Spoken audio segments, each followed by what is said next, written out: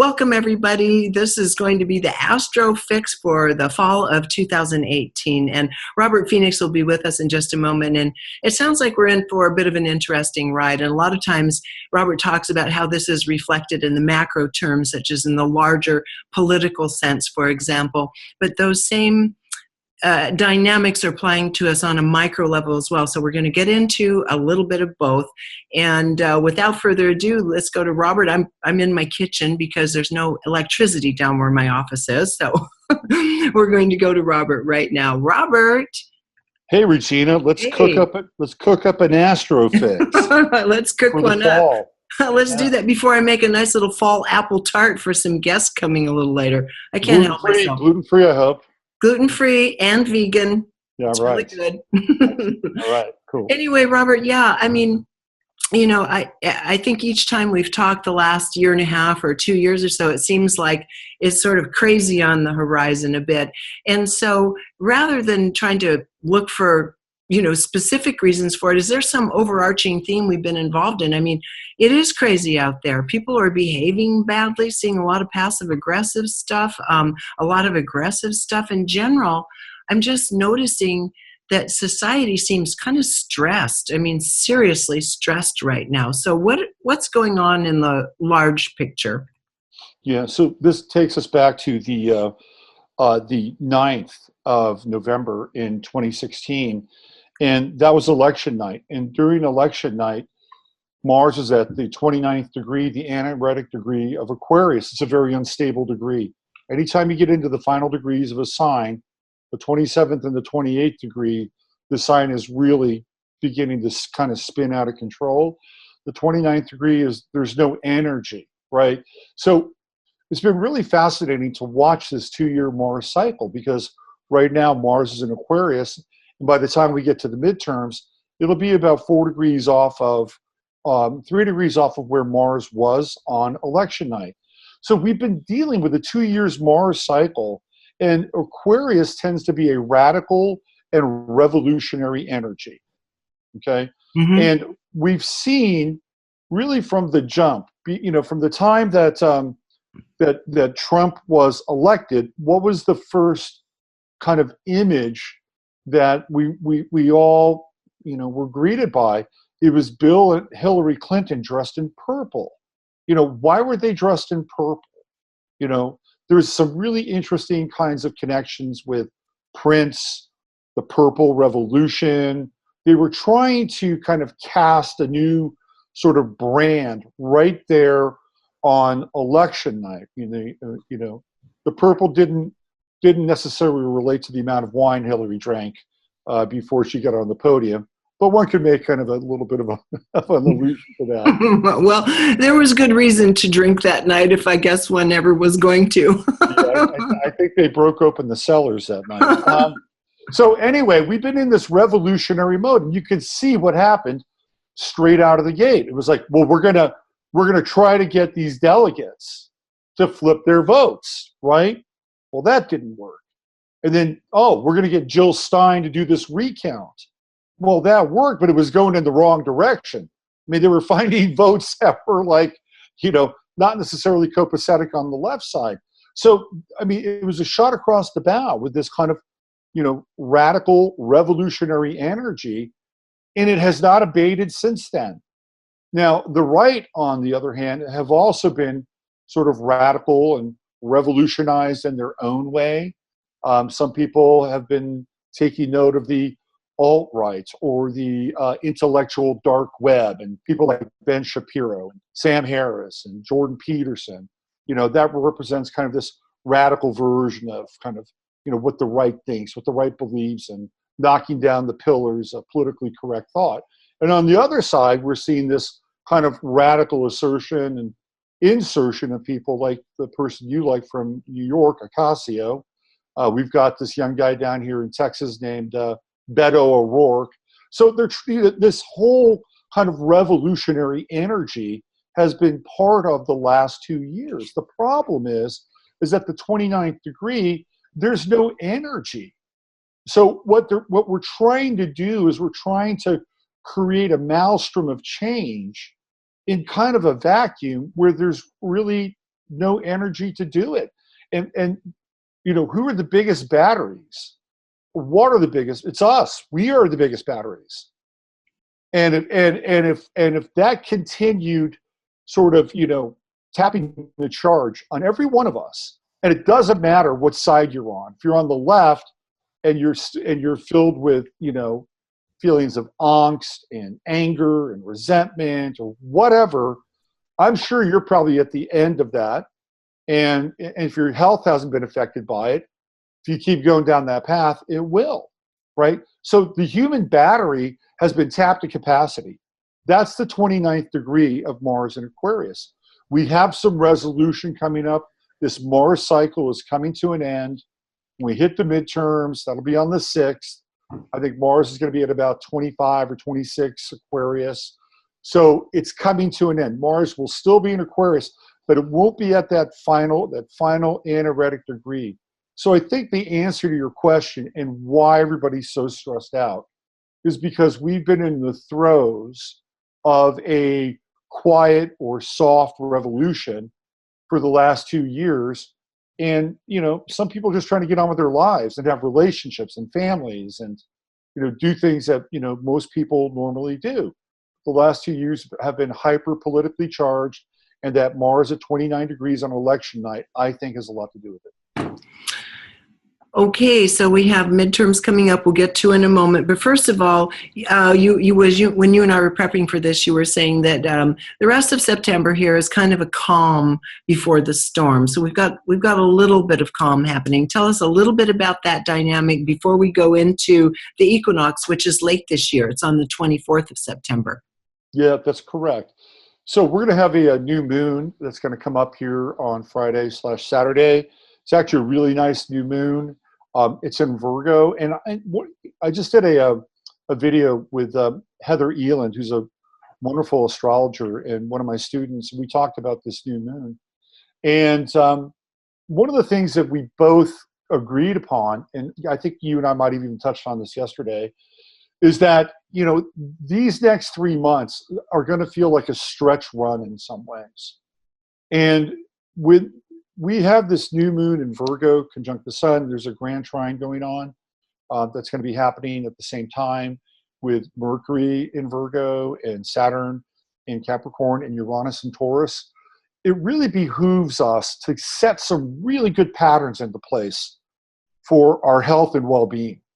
Okay, now most people watching this will not see it until after this Friday. I think it's going to be maybe yeah, so let's just say that's already come and gone. And so where are we in the wake of that before the next thing? Yeah, so I think if you're picking up on this, the best thing you can do, because that new moon is an initiatory phase. And, you know, there are going to be little sub-cycles that'll come out of it. So just before the full moon, maybe that first gibbous moon, that's where you can check in with how you're feeling and where your health is and make some adjustments. It's always a good time to do that anyway. What about the full moon coming up on the 25th? That's going to be in Aries. Yeah. That's in Aries. And that's going to be a very intense energy. You know, that's an energy of real emotional kind of power, emotional intensity. And Chiron's going to be conjuncting the moon during that new moon phase. And we know that Chiron is in Aries, and we're dealing with things like male energy, the rebirth of male energy. We're looking at male vulnerability, the sensitive male versus the strong male. A lot of these Chiron and Aries aspects are coming up for men in kind of a big way. So when we have Chiron conjunct the moon, there is this moment of time where, even though the moon in Aries can be very hot and passionate and to some degree maybe even demanding, that Chiron comes in there and basically says that we need to add a little sensitivity. You know, with all this impassioned feeling, we need to add a little sensitivity to how we're emoting, acting, and relating with one another. Yes, getting your point across, which is very Aries, dominating on an emotional level, which is the moon in Aries is something that will be in the air. But I think, we've been so fractured, and here's where Libra comes in on the equinox, that 0 degree point and that balance point, is I think we all need to kind of step back from this desire to be right? And I think if you're on the left side or the right side, I think you both have to look inside your heart, and people have to check their heart. Say, maybe I don't need to be right on this right now. Maybe what might be more appropriate is for me to be more kind of open to this person emotionally and just kind of hear what they have to say, and not shut them out of the family will. Good. That's good advice at all times, and especially if we're already being impacted, so to where you could have some real dysfunction come out of it if you can't stop pushing your point. So that's a good point. Also, then we have Venus in Libra. You were talking about goes retrograde October 6th. We talked about that entering Scorpio into a dynamic that happens every couple of years. What is this bringing up? So I want to touch on that. There is one other point about this Libra. This equinox that's coming up on the 20th. Okay. If people are really smart and really hip, and this, at the core of your being, Regina, is that we are involved in what's called the Hegelian dialectic, which is the problem, reaction, solution dynamic that we've been indoctrinated into. And for that to exist, we have to have two sides. There always has to be two sides. And during the equinox, we have this really rare moment of balance where both sides are equally balanced.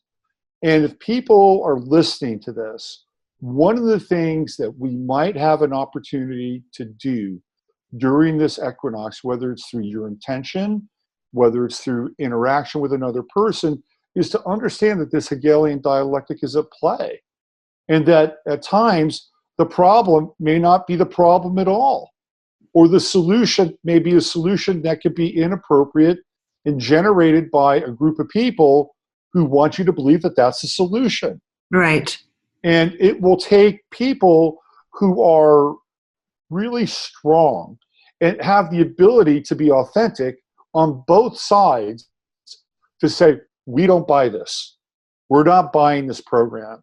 And I think that if you're really keen and really aware and really hip, because we are waking up in numbers that are unprecedented, you'll see this and you'll be able to navigate it with some of that Libran, Venusian grace and elan.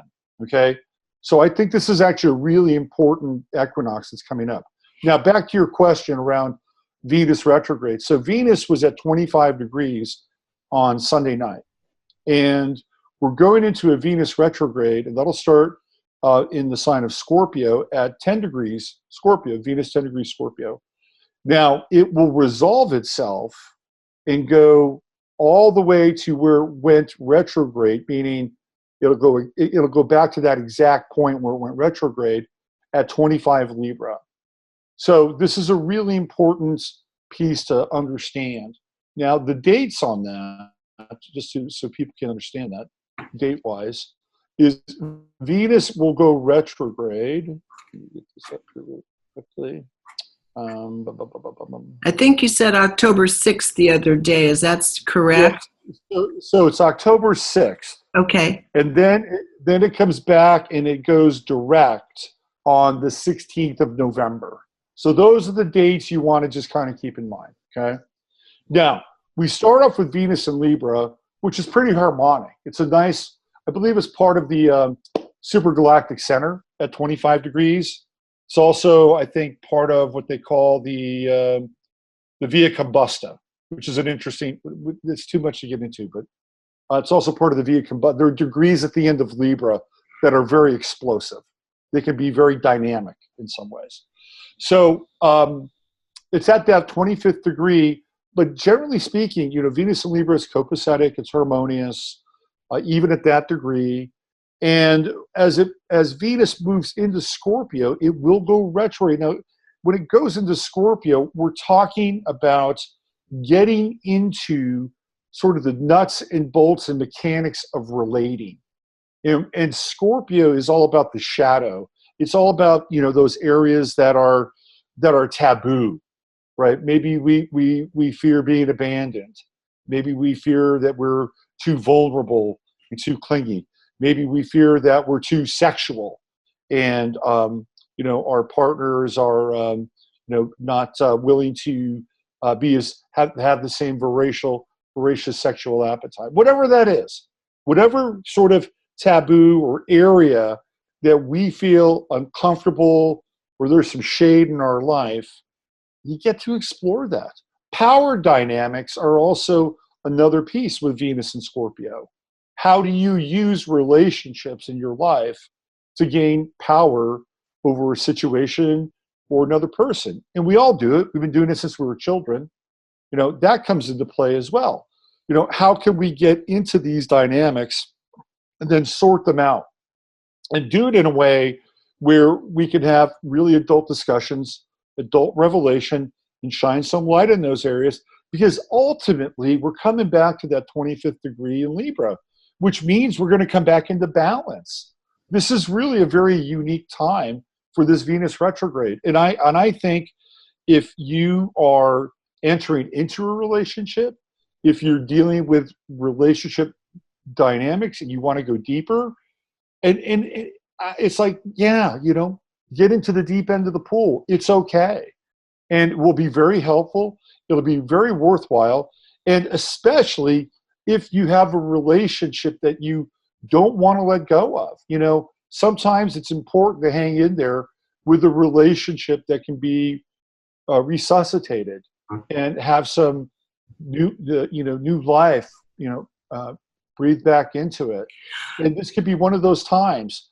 The other piece with this, though, too, is that if you do have to let go of a relationship during a Venus and Scorpio retrograde, and by the way, it is not necessarily a good thing to break up during a Venus retrograde, because there's a really good chance you'll get back together again. Okay. So keep that in mind. Better to look at no matter how difficult it is, look at it, try to get through it, try to make it through that period and make a wise decision after it's over. But, the interesting part is people are so afraid of being seen for the vulnerable side of themselves. And if this is really going to force that hand, I think people need to remember that when we say read a novel or watch a film or something, it's usually when the person hits a really vulnerable part, even excruciatingly vulnerable, that our own compassion really starts kicking in for the character.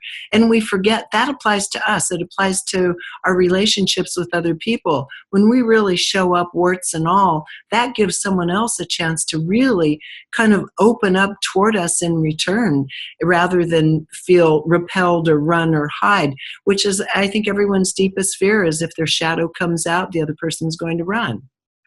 Yeah, I think that's a great point. And, I look back on I think it might have been actually the last time that you and I did this, we talked about, our children very briefly.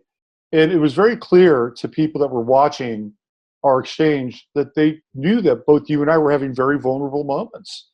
And that was one of the comments that I got from people who watched that video. And I think that really underscores your point. And when we do show up that way, and it's real vulnerability and not some of this fake victim vulnerability, right? People really respond to it, and it gives them a sense of permission to be human as well.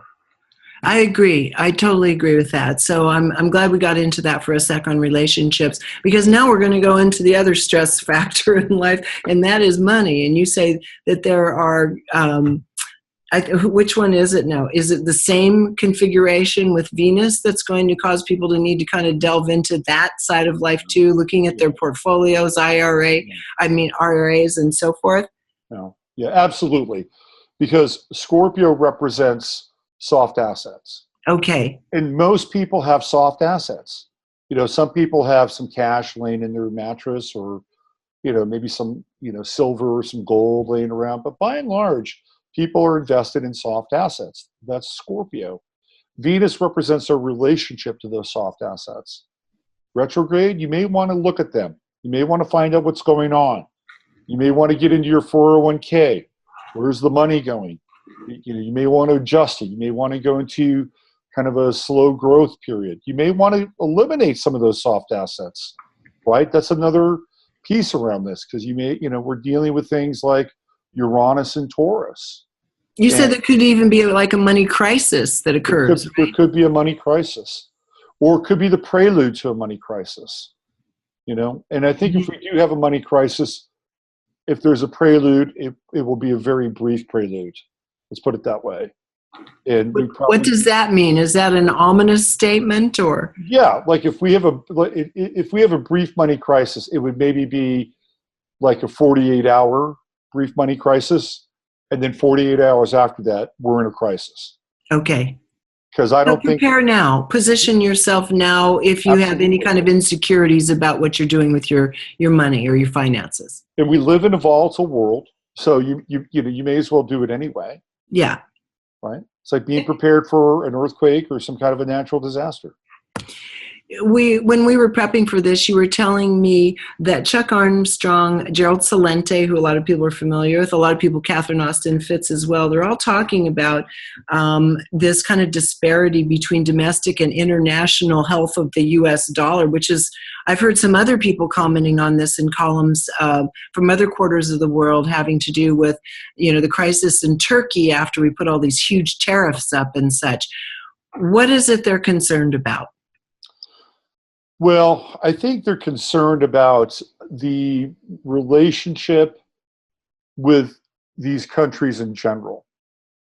And if Trump or whoever is guiding Trump is telling him to slam this tariff on this country, freeze or sanction this country, pull out of this deal, it's harder to engender a sense of trust.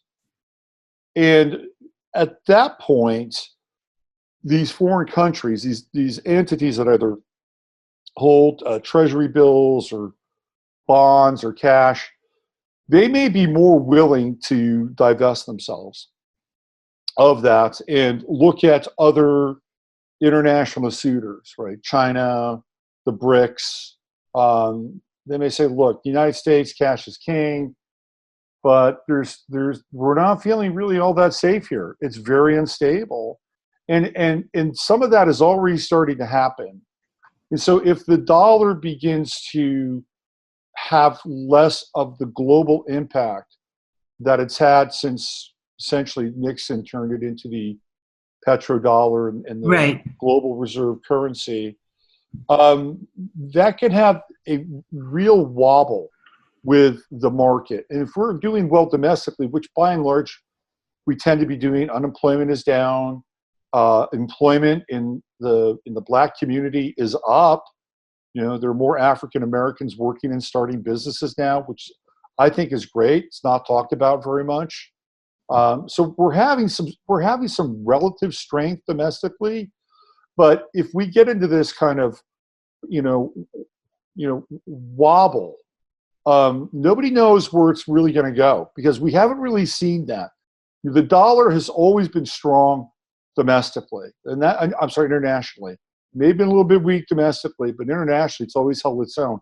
Now it's kind of inversed, and we could get into like a torsion field, and there would be this cognitive dissonance with money and reserves and all that stuff. So I think we're kind of in unexplored territory. There's some people who say that, well, we need to go into a hyperinflationary mode. There are other people who say that we need to go into a stagnationary mode. I mean, they're doing kind of the reverse now, apparently, with quantitative easing. They're backing off on the quantitative easing now. So I think we're in a place that's very bizarre monetarily, and with Uranus in Taurus, it's not going to get easier. It's going to become more unstable, more unpredictable, And I think people need to get really sharp and creative with their resources. And would you say would you go so far as saying even perhaps a bit conservative, focusing on the basics, making sure that you stay stable on a really basic level? oh yeah, I mean, absolutely. Like, I think people should be willing and able, whether or not systems can support it, you should be able to sustain your life. And that means if you've got a mortgage or rent to pay or whatever those things are, you should be able to sustain that for at least 90 days minimum, and everything that goes along with that is an essential. So just add up the money. You should literally have 3 months in the bank, cash. It should be cash. It should be like with you for paying, your living space bills, period. End of story. And then the same could be said for food. You need to have at least 90 days worth of food, 90 days worth of water. It is not some prepper madness. If there's a national disaster, you need the stuff anyway. So yes, to your point. I also think that people probably need to revisit blockchain and some of the cryptos.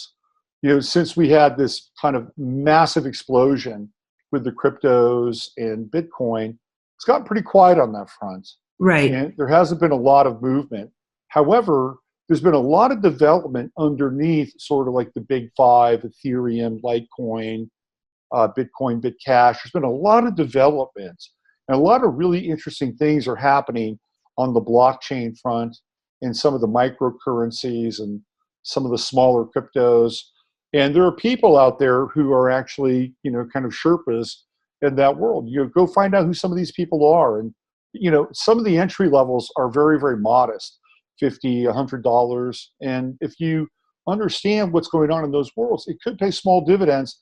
And in the future, you may have an understanding as to where the game is going. And ultimately, Regina, you and I know that cash has an expiration date stamped on it, right?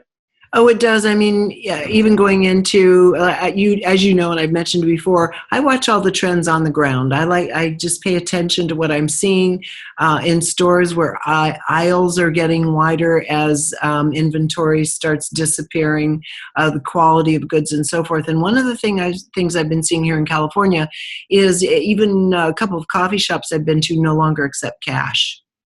There you go. Yeah. And so that is starting, and I do understand, as you're saying, that I think ultimately that is the way it's going to go. So we do have to familiarize ourselves with the digital world in an unprecedented way now. Yeah, well, I mean, and here we get into some dark territory. Yeah. But there's going to be two worlds. We're going to be faced with a choice of two worlds. There'll be a soft digital conversion. Maybe use your cell phone to be able to pass cash back and forth. But that'll come to an end as well. And ultimately, it'll go to retinal scans because that's built into the phones. It'll be built into the new infrastructure when it comes to point of sale. And then after that, here I sound like an apocalyptic doomsayer, but there's the chip. And that's the dirty little secret that nobody wants to talk about. And, we're going to, at some point, come to a fork in the road. And you're either going to be a part of the world with that ability to buy goods and buy services, or you're going to be outside of that. And I think I'm going to be a holdout, Robert. I do not like that lack of sovereignty at all. And yet at the same time, we've already given so much of ourselves away just by being online. Absolutely. That's part of the massaging process, right? Exactly. It's tenderizing us. And the whole thing will be about convenience. Convenience and security. That'll be the hook. And if you want to be free, you're going to have to live an inconvenient and unsecure life. And that's just the way it is. Right. I'm down with that. And I think a lot of people that are watching this are probably going to prefer that direction as well. But we'll see what the implication of that is on a practical level when the time comes. Everybody kind of has to make their mind up based on the data of the moment. So, that's right. Yep. Okay, now all this we've talked about is leading us into the midterm elections. And we have seen some really interesting upsets with people that you would never expect to have an upset in an election with someone who has been incumbent for, many, many different terms. But that's starting to happen now. So at the same time, you're feeling like the establishment, that the astrology of the moment is going to be supporting the good old boy network, the establishment, the elite. Right. And yes, I do believe that. And I think it's important, on the one hand, to understand that the elite operate on both sides of the ledger sheet. Okay. The elite are globalists, they're internationalists. They don't care what side they're on. They understand that at some point they're going to be at the top of the pecking order, that everybody else will kind of be beneath them, because that's how it works. But I would say that based on election night, we're going to have that true node at Leo at 0 degrees. And when I see that, that to me represents the established order. That even though we're going to have the south node in Aquarius, it's coming from a much weaker position, but it does feel like a face-off or a showdown, where we have essentially the proletariat versus the bourgeoisie. This is right out of the pages of, Russia, 1917, the French Revolution, Robespierre. I mean, this is kind of the energy that's being set up, because it is the end of that Mars cycle. Mm-hmm. That I'm talking about, right? It's right at the end of that Mars cycle. So at 0 degrees, it feels to me like Leo comes out on top. And it's the established order that carries the day. Well, the day after the midterms, we have a shift in the nodes of the moon. And the north node goes into Cancer, which is all about the people. It's all about this feeling of we the people. It's about it is about the proletariat. It's about things like being sort of domesticated. What I mean by this, having a family. It's about nurturing and bonding, all those things that we associate with the sign of Cancer. Well, for about a year and a half, a little over a year and a half, those qualities are going to be really important. They're going to come front and center. Things like where your food comes from, where your water comes from. Very important stuff. Things like mothering, maternity, breastfeeding, what goes into our food. Again, it's going to be, right at eye level for about a year and a half. On the back end, we have that south node in Capricorn. And this is where we begin what I would call the hierarchical or the social decline that takes place ultimately in January of 2020, because that's when Saturn and Pluto conjunct together in the sign of Capricorn at 20 degrees. This has not happened since, I believe, if I'm not mistaken, was it 40 AD? I think it's 40 AD was the last time Saturn and Pluto were in conjunction, and the most, I think the most symbolic event was Saul on his way to Damascus, and he has the moment. He has the moment on the way to Damascus. I think that happens right around that time. So this is pretty significant. We haven't seen this aspect since then. And in an interesting way, one could say that in that moment where he changes his identity, and it's going from literally one age to another, right? And he becomes Paul. And at that point, we enter into the Piscean age. Mm-hmm.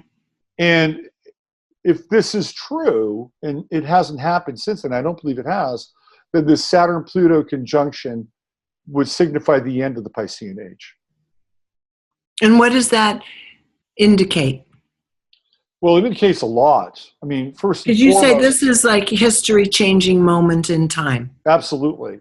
Yeah, absolutely. I mean, first of all, when we look at this south node going through these various degrees of Capricorn, this is where the system as we know it becomes most vulnerable.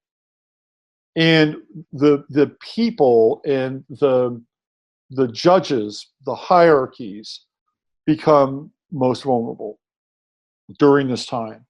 And it's when the Cancerian energy, the energy of care, the energy of bonding, it's a very organic energy, rises and becomes much more prevalent.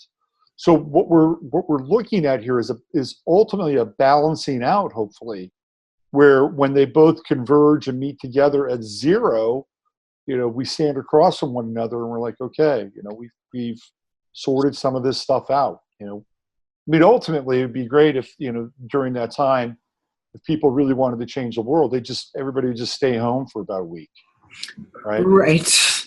I mean, Right. that would get their attention, right?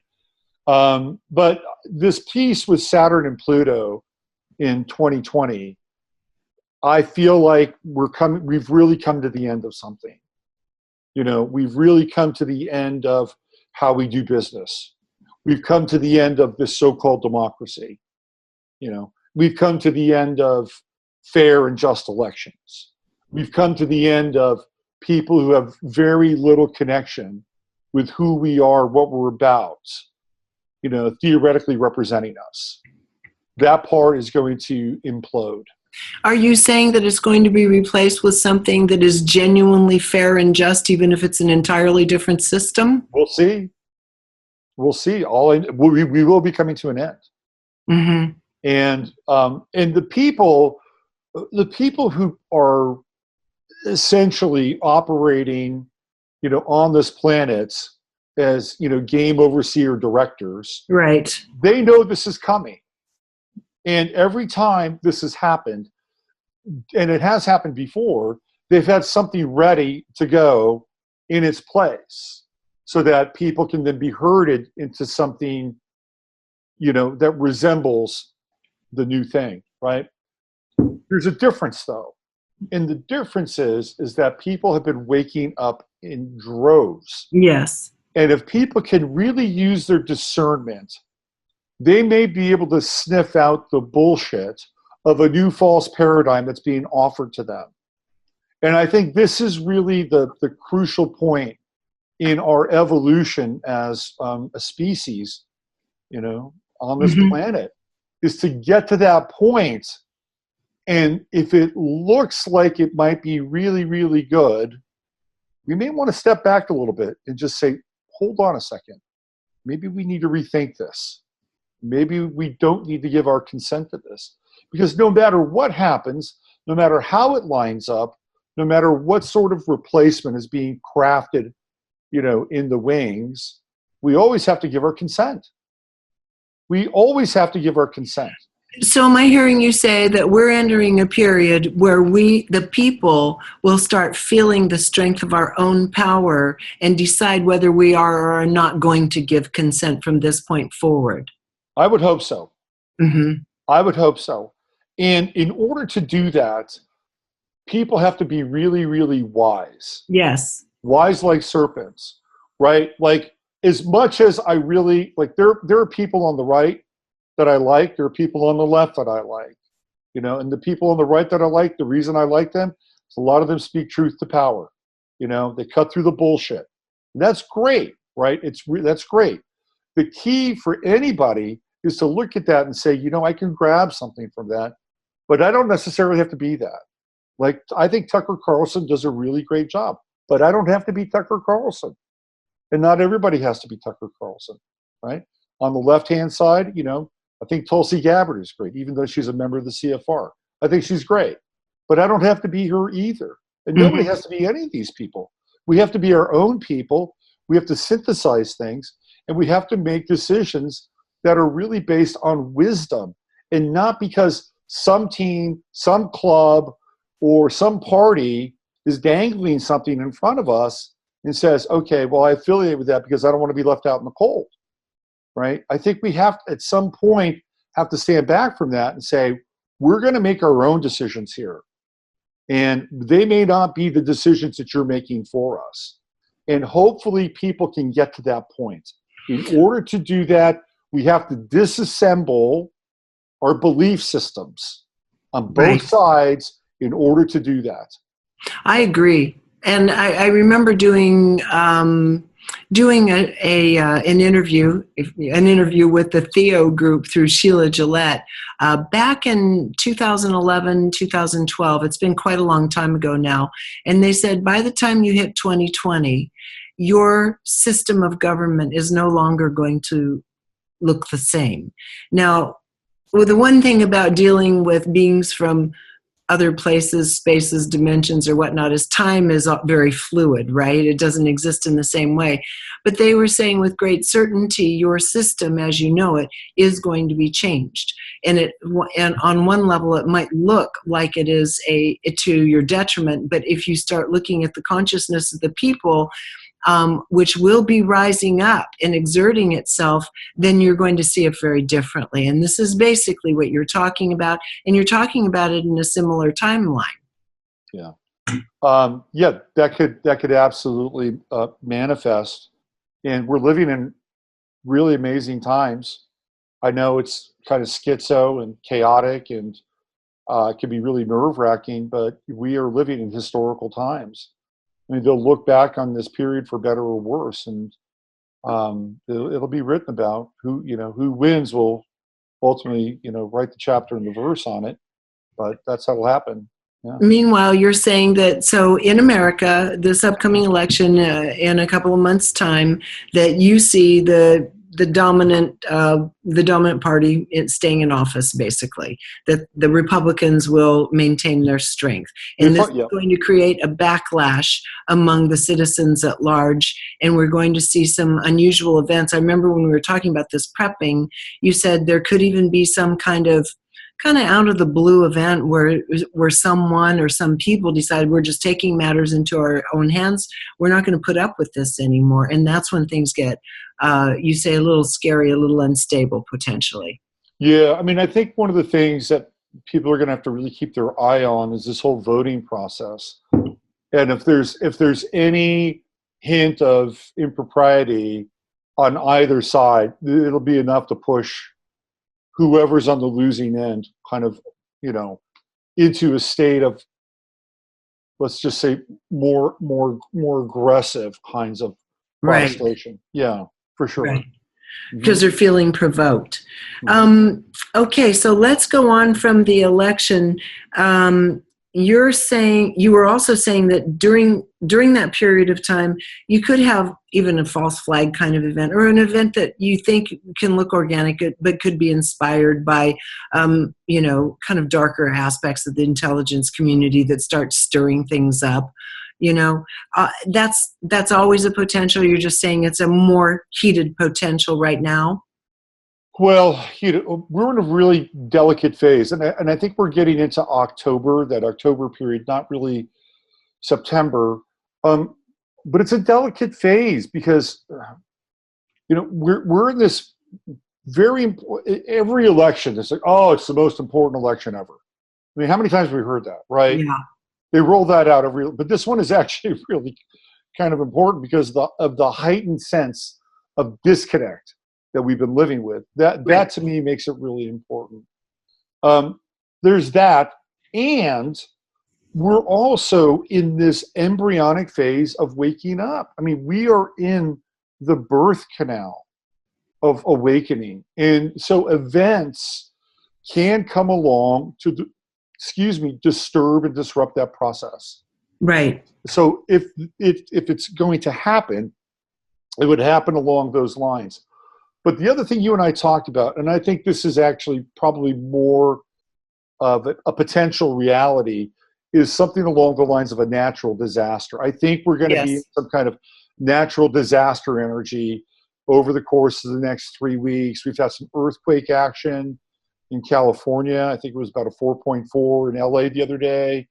Of course, we have the kind of ongoing drama in Hawaii, although I think that's subsided. But the Earth is being interpenetrated by, this record amount of gamma rays, and the gamma rays are destabilizing everything. So if that continues to happen, there's probably a pretty good chance that we're going to have some kind of disturbance. The Farmer's Almanac is predicting a very, very wet winter. So we might move into a period where areas get inundated and flooded, and we see some, more of this kind of humanity that helps each other out. And, I feel like there's a period coming here where we're going to see the emergence of heroes, 2 or 3, 4 people, maybe a group of people that really stand out and grab our attention.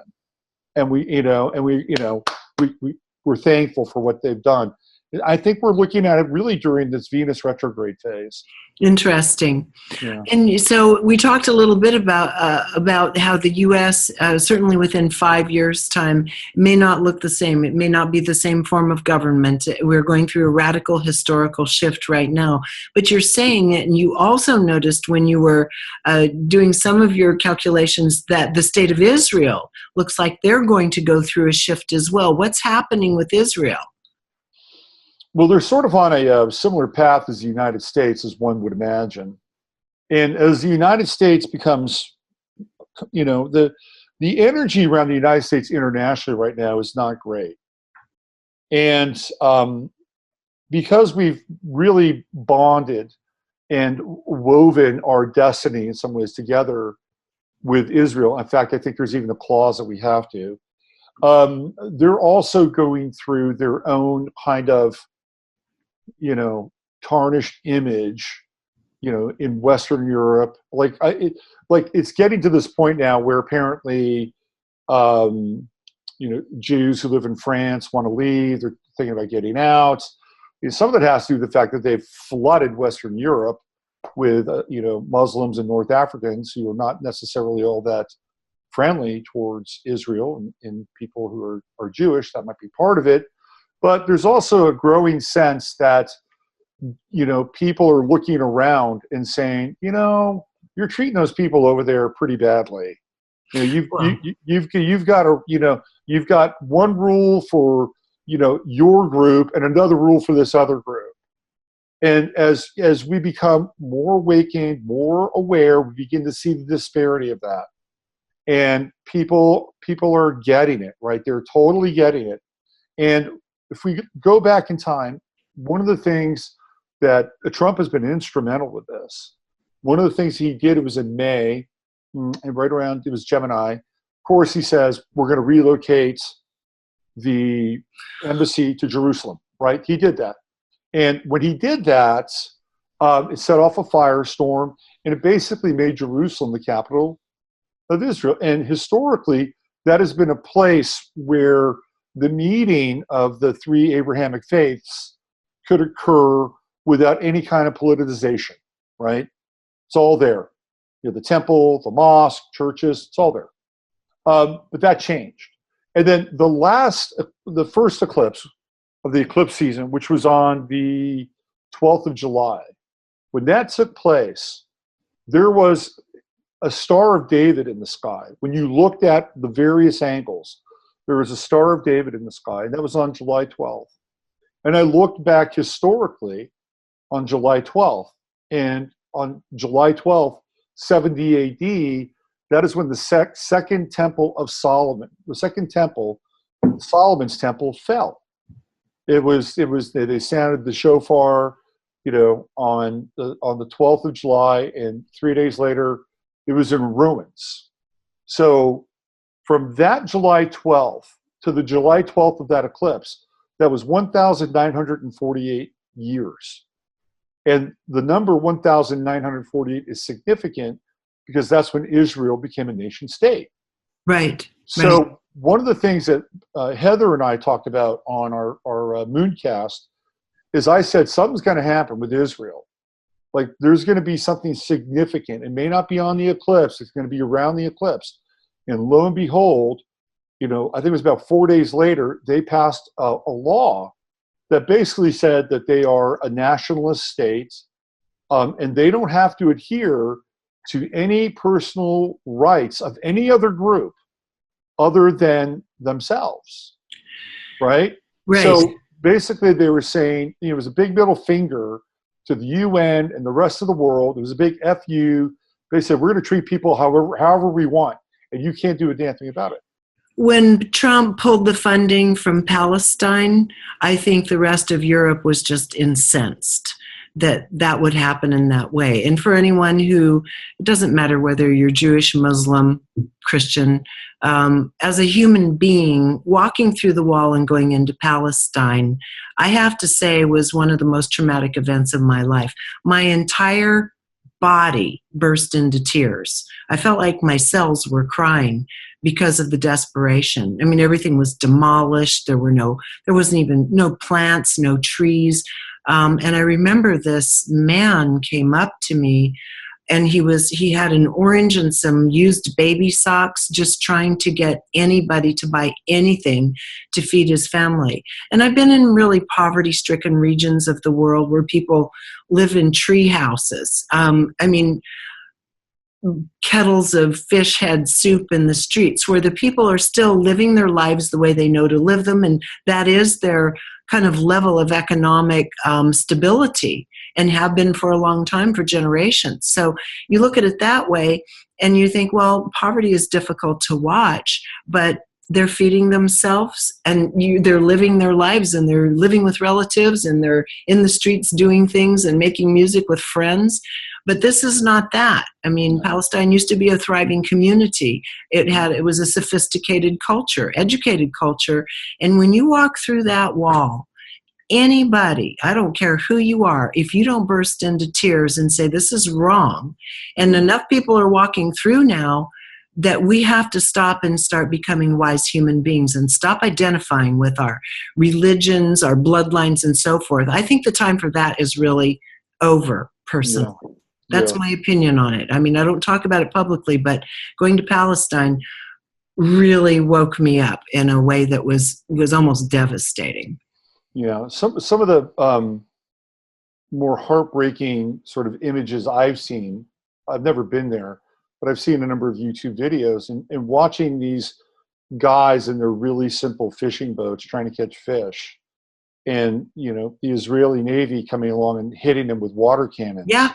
Yep. It's like, come on, these guys they're basically living just, beyond like a 19th century existence in some ways. I agree, Robert.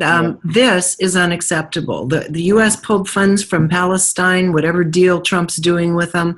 That is wrong. On a human level, like I said, I'm not politically affiliated anymore. Right. It's just wrong as human beings. And if Israel does keep that up, they're going to really start creating much greater resentment from the rest of the world, because everyone's watching now. We do have YouTube. We do have people like me and others who are going over and have gotten into Palestine and come back, and have seen for ourselves. And it can't continue this way. You can't have one set of rules for yourself and a completely different one applied to people who are in deep suffering. Right. Well, I would agree with you. I would completely agree with you. And let's be fair, there are people in Israel who probably have very similar Oh, thoughts. absolutely. A lot of people in Israel have the same feelings. I met with a lot of them, especially the youth, which is, to me, those are some of the bravest people in the world. A lot of the youth are saying, no, I am not going into the military. I'm not going to uphold this agenda any longer. And those are the people I have incredible respect for. They're young, and I'm hoping they can put some pressure and start making changes from within. Yeah. I agree with you wholeheartedly. Bringing this back to the astrological piece. Mm-hmm. When we look at Israel's chart, one of the things that's very prominent about Israel was inaugurated as a nation state on May 15th, 1948, which makes it a Taurus country. Mm-hmm. We know Taurus is being fixed. It's a fixed sign. Right. Taurus is connected to the bull, and the bull is connected to Babylon. So they incarnated during the sign of the bull. Very, very powerful day, May 15th. It's associated with money, physical resources. And right. Clearly, there's a lot of money that gets funneled through to Israel. But when we look at the upper part of the chart, there's a lot of Leo in the 10th house. Moon in Leo, Mars in Leo, Pluto in Leo, I believe Venus in Leo, if I'm not mistaken. All the top of the chart. So there's a lot of pride to Leo pride. Again, fixity. We're going to do it this way. Nobody's going to tell us how to run our country. It's very Leonine, right? Well, here comes Mars at the bottom of the chart, and it's getting ready to oppose all these planets in Leo that are connected to Israel. And so we're going to have a Mars opposition to the moon, Mars opposition to Pluto, Mars opposition to Mars. These are combustible aspects. And right now, the true node is on the moon, is on Israel's moon. So there's a spotlight that's being shown on this place right now, and will be shown on this place over the course of the next 3 to 4 weeks. Well, it'll be interesting to see what ultimately happens from that, because you're right, there's a lot of energy around it right now. Meanwhile, we do have, if we can move to Jupiter going into Sagittarius, and what we can kind of personally glean from that, where we have energy available to us personally, that would be nice. Yeah, well, Jupiter's all about expansion. It's about abundance. It's about goodwill, bonhom, as the French would say. It's about truth. How about that? Jupiter's about truth. So we're going to enter into a phase here starting in November, from November roughly to December of next year, with Jupiter in Sagittarius. And wherever it's going to show up in your chart, that's an area where you need to expand and begin to live your life authentically, truthfully. Now, if you're going to live your life truthfully, you got to be really truthful with yourself too. Yep. You can't just say, well, this is my truth, right? And F you. Your truth may be really limited and cordoned off because your ego might be convincing you that it's your truth. You got to be careful with that. And sometimes we'll get some of that with Sagittarius, because Sagittarius can be a bit ideologish. And it is a sign that at times can be a bit full of itself. Like, I know what to do. I know what's happening.